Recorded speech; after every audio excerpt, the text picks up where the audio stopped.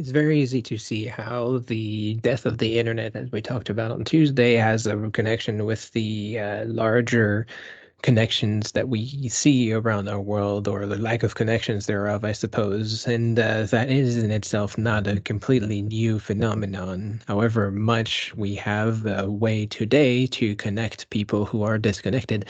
It used to be that people just were disconnected, and that is that. The idea became formulated as networked individualism, mostly based on the next slide that we're going to see in a second, where the trend has been, especially in the United States, for people to be connected while being disconnected. Now, this is very much related to the conversation that we had, I think, on Monday or Tuesday, I can't remember now, of these networks being organized in various ways. This in itself is just a different network architecture, not one that is new, not one that is particularly connected to the digital world, but one that has just been a little bit less exploited over the years. And network individualism, as it became formulated in sociology, especially, has to do with these historical boxes, whether it's your family, your geography, your social group, or whatever, being connected through ties of interest and whatever other things that people have in common.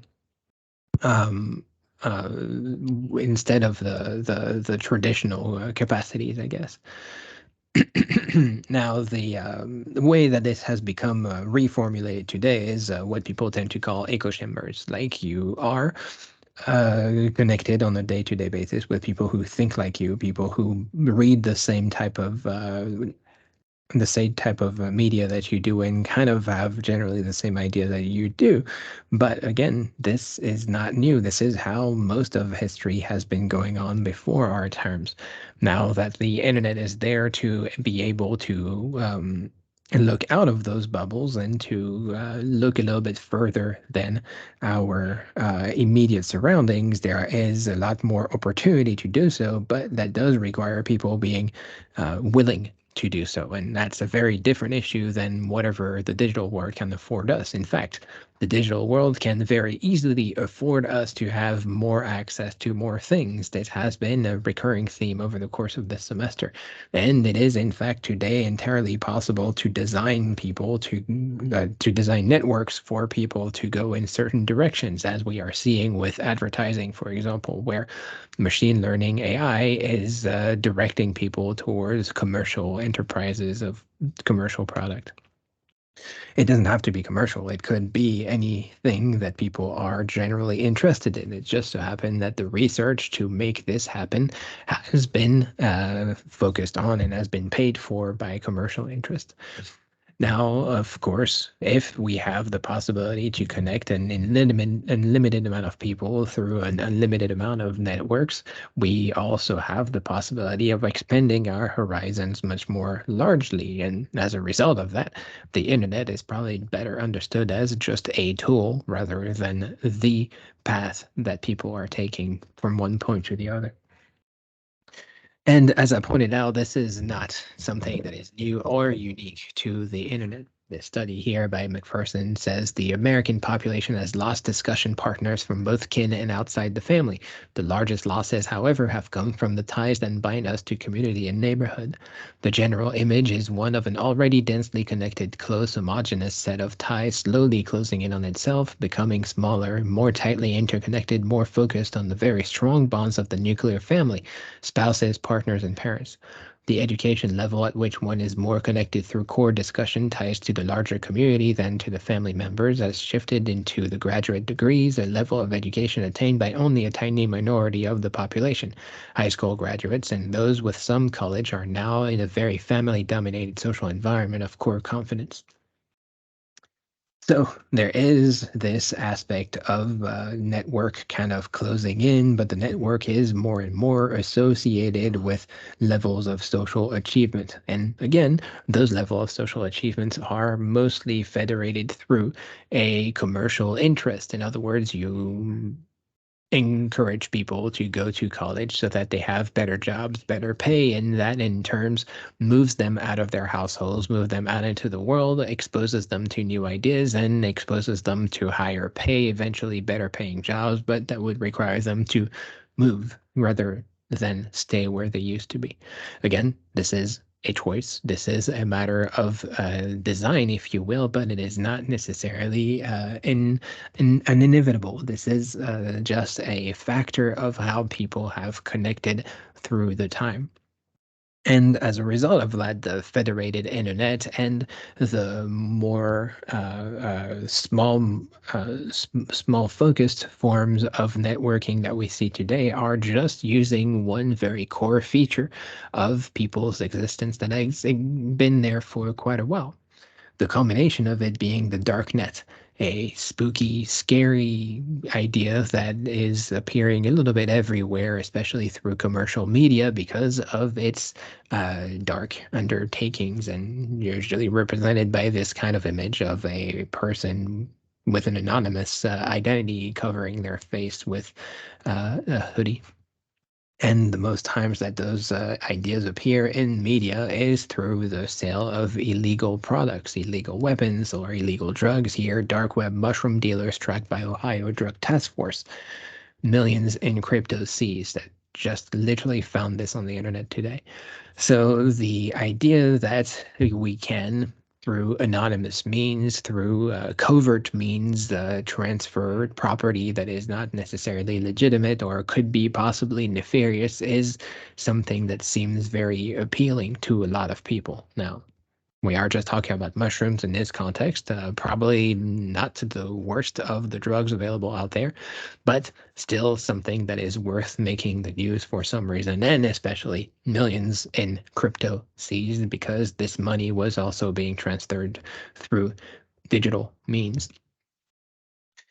But by and large, the dark web is not particularly nefarious. This is, again, just a tool that people have that has been available for quite a while. It just hasn't been particularly popular. The most of the internet is in fact working according to dark web principles because the dark web mostly means an addressing system that is not shared or distributed throughout the entirety of the internet. So databases, for example, which are used in most computer website applications these days, are typically part of the dark net of the internet because you cannot find them through an easy addressing system. You can find them through each website using its own way to address them, but it is not interesting and not valuable for those databases to be available for everyone. The most common way now that the dark web is formulated is through the websites that exist on the dark web, which can be accessed through a very specialized browser Tor. In this context, there are others out there as well, but Tor is widely available and other browsers are also available, and most of the things that you can see on the dark web are also widely available. The only difference is really within the addressing system. And as is recorded here, the way in which the dark web is functioning is through a list of various computers, some of them being in speaking terms with one another, some of them being not. And the destination that you reach from point A to point B goes through a series of computers that, in other words, trust one another, then another series of computers that just basically know one another's address, which is kind of like the way that you would consider your regular social network of people, the people that you trust versus the people that you know where they are. So the idea of the dark web or deep web, most of those being kind of synonymous, has to do really with the knowledge that people have of the infrastructure and especially the knowledge that people have of one another's addresses. And this is really where the connections will happen. Now, the addresses themselves are not fundamentally public, but because they are shared through a variety of networks, that also means that they can be accessible, especially if you have the right means. Best example of that being through the Silk Road arrest, which happened as exemplified here through the court documents that helped take down Silk Road. The record demonstrates that the defendant's IP address was identified by the Software Engineering Institute of Carnegie Mellon University when SEI was conducting research on the Tor network, which was funded by the Department of Defense. The government previously produced information to the defense that Pharrell's IP address was observed when SEI was operating its computers on the Tor network. This information was obtained by law enforcement pursuant to a subpoena served on SEI SCMU. So, in this case, the FBI apparently found the address of this person by having access to a network that is connected through the Tor network. It's not an entirely believable explanation, partly because if the FBI needed to enter the Tor network, they could easily do so by downloading Tor and installing it on their own computers. But the story goes that through a system, through a third party, the FBI was able to access this thing, and especially through a kind of a safety measure that exists on the internet. The full story is even more complicated and less believable, but the gist of it is right there. So the address here means that the FBI did not know or trust this person, but they knew somebody who could trust this person. And the result of that was that the person was located and arrested, which is just going to show that, of course, however dark and deep the web can be, it is also very much findable if you just have the right references, just like everyone else can be found if you have the right references. And that is the way that tradecraft has worked for a very long time as far as spies are concerned. None of that is particularly unique to the digital world. It is just one more tool, one more avenue that we have to do so. Now, the system that we typically use to have access to websites is the DNS system, domain name system, that we have mentioned before, and especially through domains like .com and .org, .net, or whatever. Those are the ways in which people tend to find their address, and those addresses are readable by humans because the word will be, I am going to google.com, you know Google, you know .com, you place that in your computer and you can access it. The more the deeper version of the system is the one used by these networks, and especially the Tor network, which has enacted its own domain, which is .onion. The onion being the logo of Tor, Tor working through a series of layers like an onion. And for example, a search engine such as DuckDuckGo is available through Tor by using the address right here. So they give you on the clear internet on Twitter the address to access their website on the dark web, which just again goes to show you that it is not particularly complicated or particularly obfuscated from one sense to the other. Now, this is a few years old, and the new versions of the onion addresses are a lot longer than this. There have been several iterations of it, kind of due to the cryptographic system used to create these websites. But here, this is a very easy, approachable version of how to approach the DuckDuckGo search engine. Another website that had an onion address pretty early on was Facebook, who announced in 2015 that Tor challenges some assumptions of Facebook's security mechanisms. For example, its design means that from the perspective of our system, a person who appears to be connected from Australia at one moment may appear next to be in Sweden or in Canada. In other contexts, such behavior might suggest that a hacked account is being accessed through a botnet, but for Tor, this is normal. Considerations like this have not always been reflected in Facebook's security infrastructure, which has sometimes led to unnecessary hurdles for people who connect to Facebook using Tor. To make their experience more consistent with our goals of accessibility and security, we have begun an experiment which makes Facebook available directly to Tor through the following URL. And guess what the URL is? Actually very visible, facebookcore.wwi.onion. Now, there was some conversation as to how they were able to create this, and the idea is that they just brute forced it. They just created a bunch of addresses, millions and millions of them, until they could figure out the basic encryption and to have Facebook as the first word in this address, and then created more until they had something widely legible, which is this particular address here. As the point, note, link will only work in Tor-enabled browsers because, of course, this particular address here will only work if your browser has the technology to interpret these addresses. But the Facebook behind it is exactly the same. This is the exact same internet that everybody is accessing.